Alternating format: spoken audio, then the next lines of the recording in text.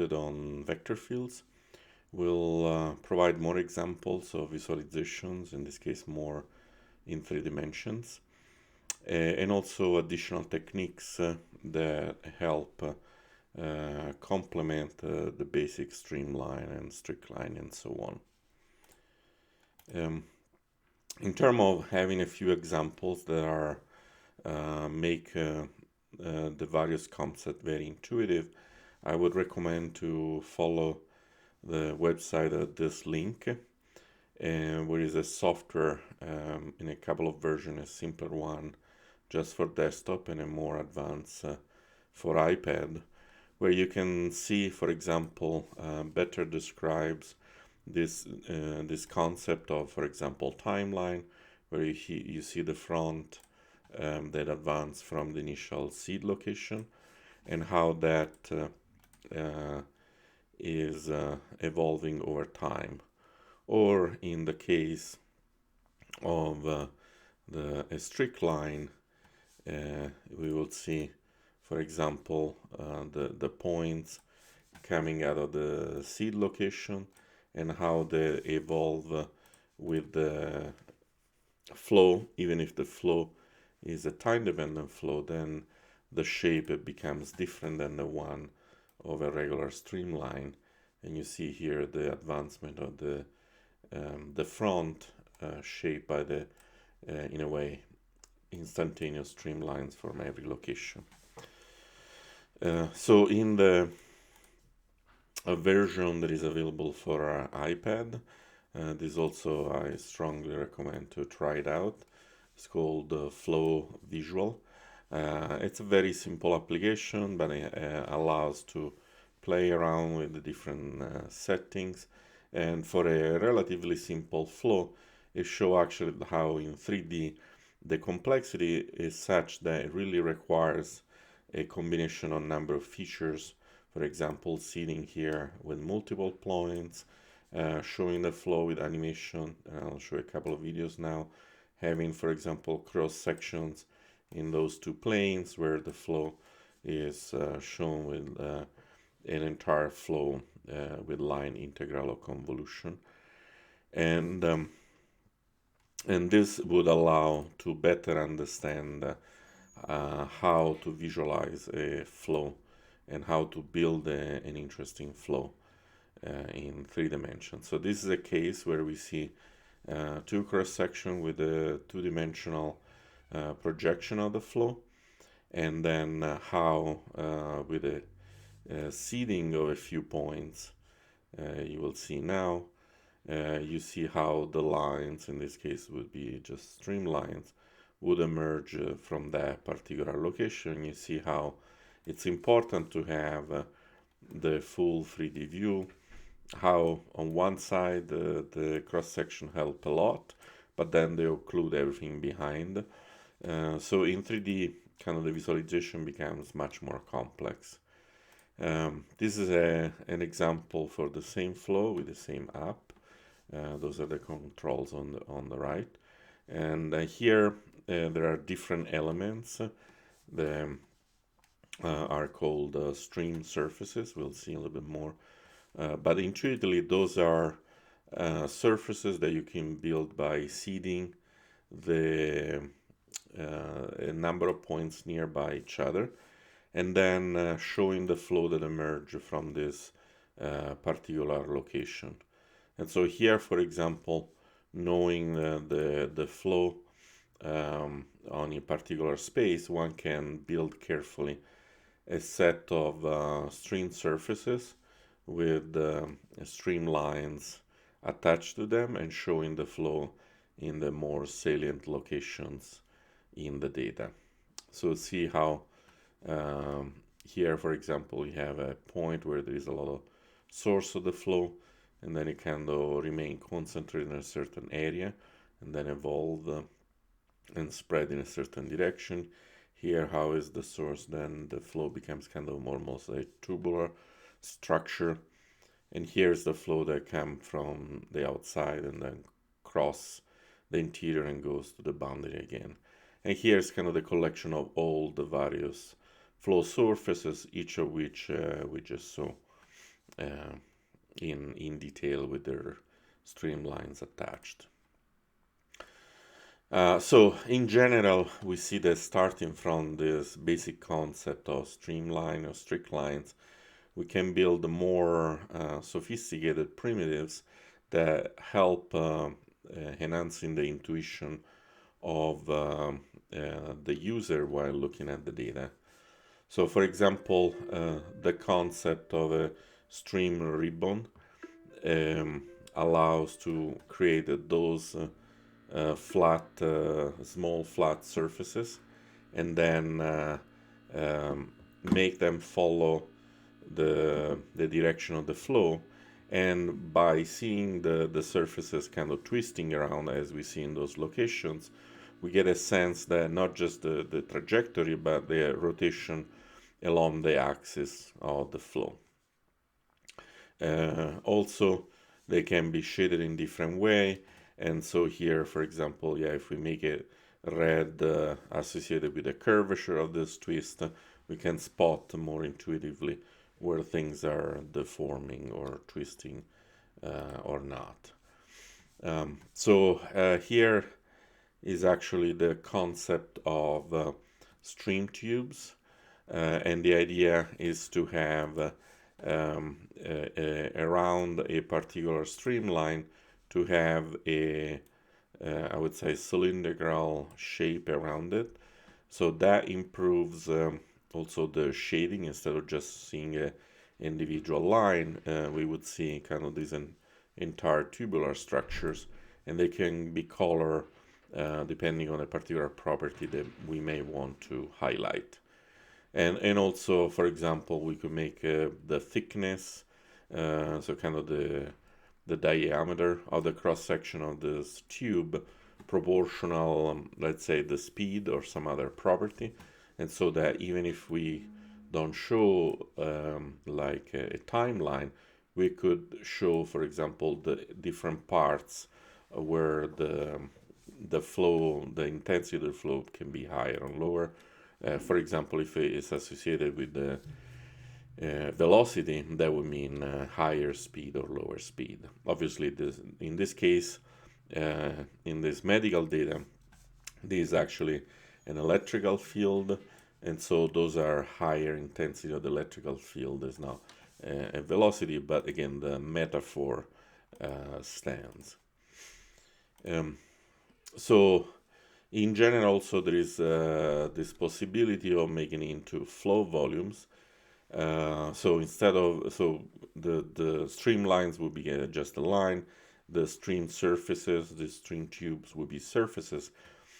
Here we could have a full three-dimensional volume that evolves. So let's say you have a little square that begin, and then you think about the square is orthogonal to the central streamline, and so that builds a whole volume that is spanned by that square, and that square could, for example, grow in size depending on the intensity of the flow or how much the flow diverge. For example, you can have a flow line on each corner, and those kind of follow the direction of the flow, and then the region gets larger. What's interesting is that in the interior, then you could show the flow in different way. In this case, it's kind of like a volume rendering, like a smoke structure, and that could show very well how things are evolving in a certain direction. What I think it's more interesting is just to see how the different techniques in visualization could come together to provide a very intuitive structure that reveal what a scientist is looking for. And each of those techniques may have a slightly different advantage or disadvantage. Stream balls is another such variation where the idea would be to simply place a little sphere along the trajectory of the streamline. You get already the advantage that the distance from the spheres could imply, for example, the speed of the flow, or the intensity of the flow, but still being little spheres instead of just a point. The shading allows to have good visualization, and even when the sphere kind of become too close to each other, instead of having a bad artifacts, actually they blend nicely to show the result almost as if it was a tube. And so in this case, for example, you could get a sense that in the core of this vortex here, you have a higher velocity. The spheres are closer to each other, while here in the outside trajectory, the spheres are distant and the flow is lower. Um, and so those can be used in a different way. And see here, for example, when a lot of the sphere come together, they actually get visualized very nicely, and there is a nice blending. But still, visualizing a setosphere, it's a very easy kind of basic primitive. So without introducing the huge complexity of the stream volume, in this case, you can have a high quality rendering with very simple primitives, and that normally kind of spells for high speeds in the rendering approach. Now, as I said, the flow has many different properties, so there is often the attempt to try and summarize them all at the same time. And so often glyphs are being used to try and represent many of those properties concurrently. This is an example of a glyph that is really overloaded with a large number of characteristics. Here we see velocity, shear, so acceleration, rotation. You see with these lines here, you see how much the flow is twisting, something that you would not see simply from the line, but then with the twisting line around it. So similar to the ribbons before, you have that effect. As you can see, this is in a way a good idea in principle, but to being able to appreciate all these circles and twisting and so on, you can have very small number of those, and they would have to be sufficiently large that one can appreciate and compare the characteristics. So in 3 dimensions, the flow can be visualized very well, also with various types of immersing environments, and that helps manipulating the structure of the flow, and in general, especially with the seeding of the visualization, and having the better sense of the three-dimensional environment that helps understanding the structure of the flow. This is a case, for example, of using a haptic approach, and so that when you move your probe into the environment, for example, you may have a haptic or physical feedback, and that might give you a more intuitive sense of the strength of the flow without overloading the visual system with more information, but make it more intuitive through the haptic feedback. Again, those are a very good metaphor, but again, they have also limited applicability just because you have it. The feedback can only happen in a very, very few locations. So here, visualizing like a vortex structure, again with the haptic feedback, you can feel the strength of the flow in different location, and that will combine the intuition with multiple sensory aspects coming together at the same time.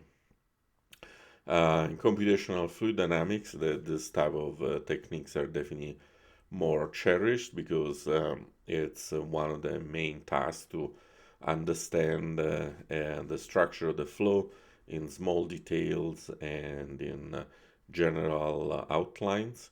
And so there are several cases where this is applied in different ways and is actually useful in practice. And this is used also in medical imaging applications, and generally help combining a number of techniques together to get the proper results in the data. Now, when we use those different techniques together, probing in local regions, it's definitely one of the main methodology or metaphors in the way we do things. And so the time aspect remains essential. So, for example, you can probe the flow in this location and see how that would evolve in a certain direction. If you change the location, evolves in a different way. And so, generally, you really want to have the ability to have an interactive access to the environment and not just having static images, but continuously query through the data. Careful choice, though, of the streamlines, it's very important. So, because too many of those can overload visualization and cannot get too much cluttering and make it hard to visualize things in practice. So here it's a nice example where if you choose carefully the origin of a set of streamlines, while already the visualization is somewhat busy, here I give a strong sense of the main direction in which the flow. Adding flow in a few more places would make this visualization really, really hard to interpret. And so, in general, sorry. So in general, the question is, where do you put the starting point or the seeds of the streamline? So in the picture we showed before, for example, those could be a few particular locations.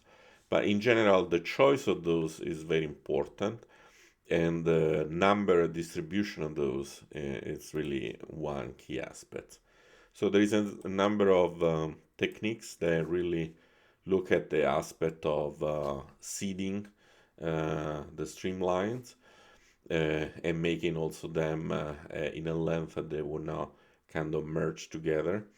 And so this is a good example of the idea is that one can try to have very few relatively short portion of streamlines to get a kind of a coarse view into the data.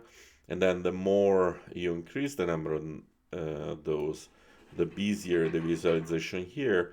But you see how you want to be very careful, for example, not to merge them too many together. In principle, you could miss some of the features, but at least you have a visually not only pleasing but informative display of the data. So here it's kind of the basic idea behind this type of visualization.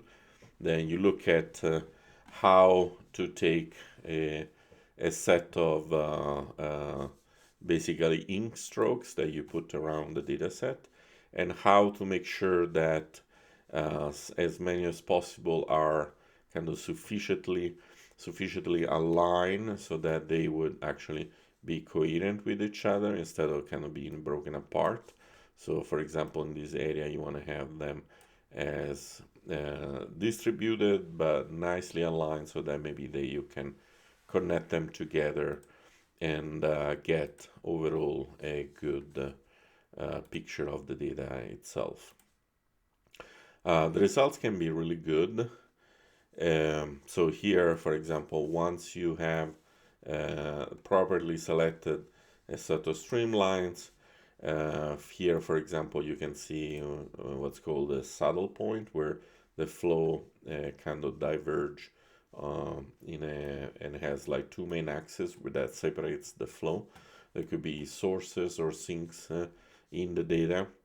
And in looking over in a way to optimize a plot with arrows that go along the flow with also thickness that might indicate the intensity of the flow.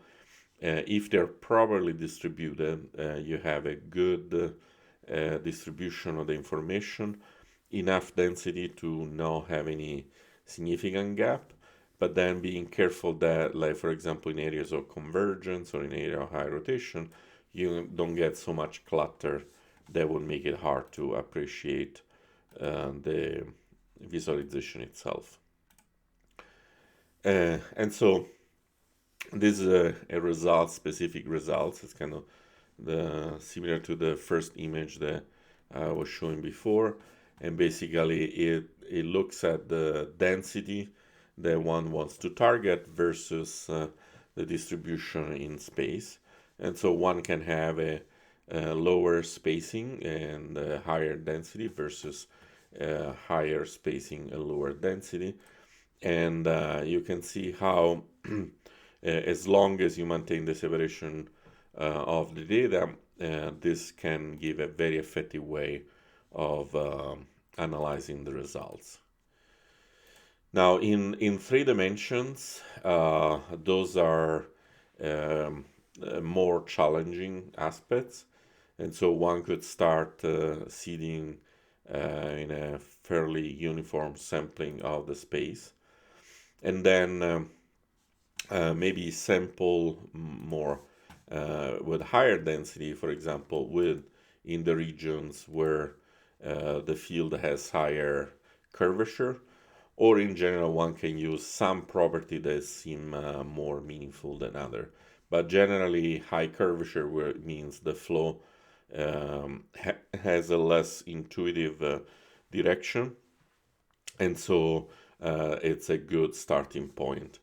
Another aspect that we'll look at more carefully in the future modules is the idea of a critical point. Those are the points where the flow is zero, and typically around those points, the flow could have a rotational structure. It could be a saddle. There is kind of the more kind of quote unquote interesting phenomena can happen, and so typically you want to highlight and carefully choose the seeding around those critical points.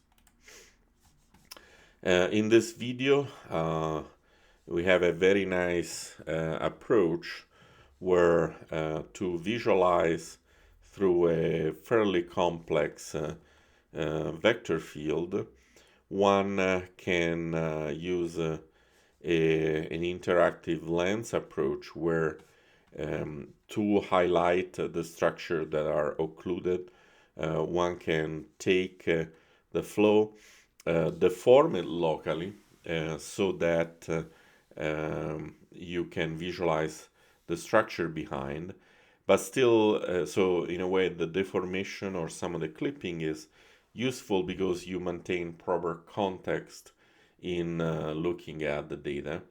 And so here, for example, we have this nice vertical structure, and so we could separate some of those lines and then see how they layer around the core rotational aspects of the data. So this is a very effective technique. It's kind of fairly complex to implement, but when you're dealing with fairly dense vector fields like this, and so instead of just going around probing in different location and trying to memorize where the different structure happens, here you have a dense sampling of the space, and then the ability to kind of go in and relate one component to the other. One can think of this as kind of the complement of the probing with seeds, and then trying to get an overall feeling where the structure of the flow goes. So this is kind of one of the somewhat recent innovation that probably kind of breaks the tradition with in heavy seeding and exploration interactively versus having a dense field and then exploring and zooming in and so on. Aspects also for seeding that make a significant difference in the quality of the results is that whether you seed in the geometric space, as was implied before by, say, regions with high curvatures and so on, versus seeding in image space, which automatically take care of potential cluttering because it allows to in image space understand what regions are visible and how the visualization can be improved with maximum information and minimal clutter. Also, there are techniques that look at how to bundle streamlines to highlight different aspects of the flow. And so here, for example, color is being used to highlight different group of streamlines that have a coherent behavior. And so instead of reducing them into a single one, you still, for example, have a group of lines, but they're all blue. So visually, or in this case, for example, they're green and kind of revolve around this. And so you had a good sense of the group of lines that end up, for example, in this particular destination, and allow to visually separate them or pre-group them with the color scheme so that the user kind of quickly get the proper impression. In some sense, you need to have a better understanding computationally of the flow.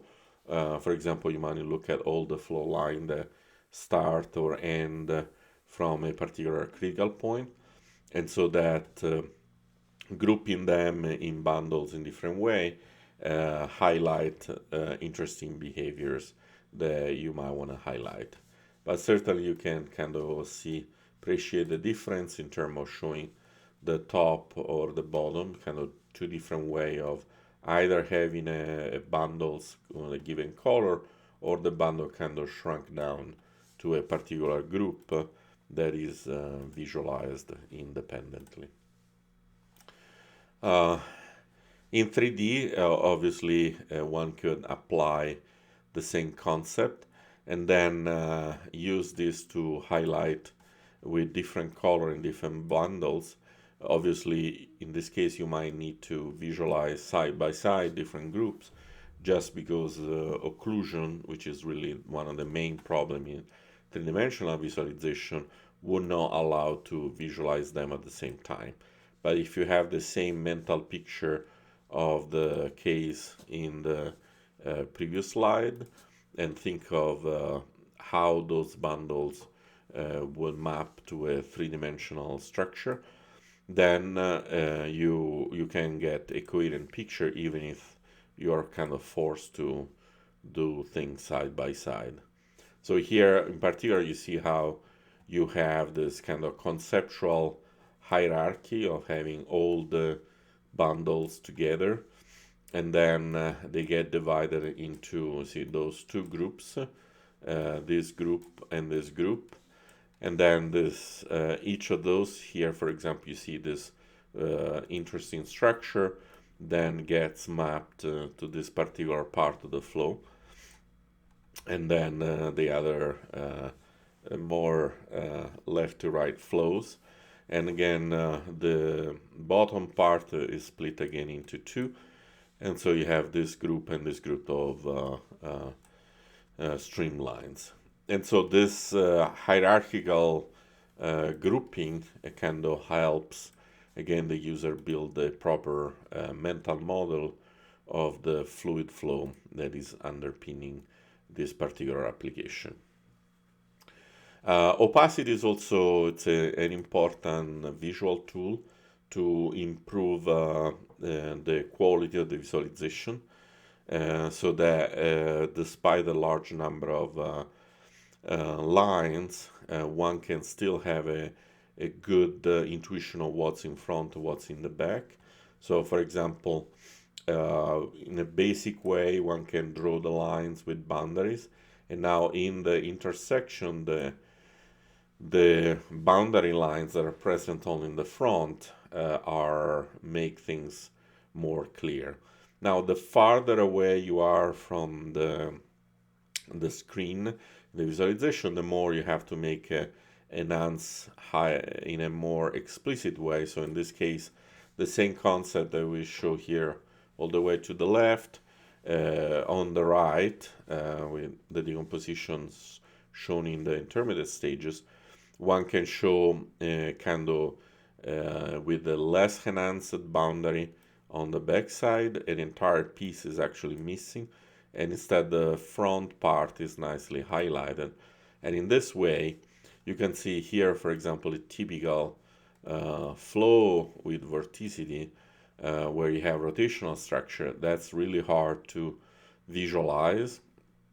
And in this case, without animation, you can have an improved way of highlighting how the streamline relate to each other. And as we saw early, the idea to group the streamlines in a way that we build surfaces is in a very effective way of visualize the evolution of the flow. And so the idea is to start from certain location and then evolve the flow. Now, when you have to evolve an entire surface, you really have to deal with a huge complexity because of the way the surface can start twisting around, it can stretch, it can deform in many different ways, and still maintaining a mesh for the surface that represent that properly so that we can have a high quality rendering. It's a really big challenge, especially given that we are limited to using numerical techniques in the computation of the flow line. So we have to continuously add seeds, adjust them, and so on.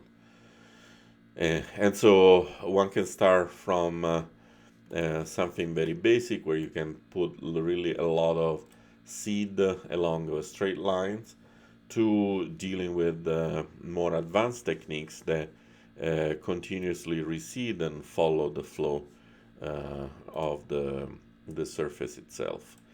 So here it's a nice example where we see a source where we have the source points coming in, and now the surface is continuously sampled. You can think of those basically as timelines, but nicely connected. And now you see how the surface can, even with a flow that goes through a simple obstacle like this ellipsoid, you get this extremely complex flow. And this type of representation allows to appreciate the complexity of the flow. Here is a version where we don't highlight explicitly the timelines, but just the flow over time of this time surface, and how things are fairly intricate with each other. Now, this is just a video. Obviously, if we had the interactive 3D tool, that would allow to rotate and look at more carefully at the quality of the data. Here, the important computational challenge, you see how we start with a fairly simple triangulation. So here, effectively, it's a flat plane triangulated with as a uniform grid.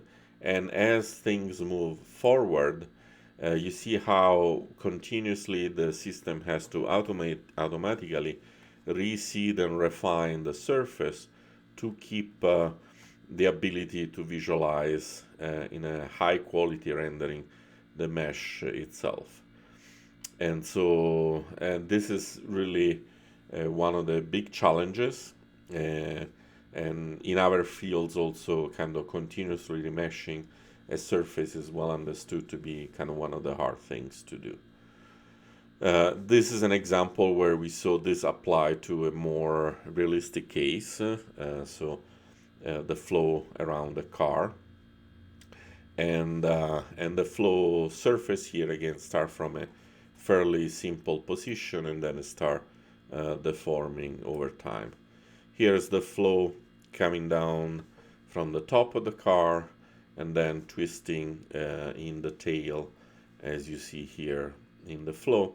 And again, this shows how the flow may or may not be good, high quality, um, in terms of the how aerodynamic the car is, and say how it will behave in a practical application. How, for example, it would be having low drag and making sure that it's efficient in terms of fuel consumption. So those are tools that are potentially very powerful in design of real world objects, and computational fluid dynamics is one of the areas that benefit the most from these classes of techniques. And this is all for this module, and then soon we'll make available the second module with additional techniques that complement what we have seen so far.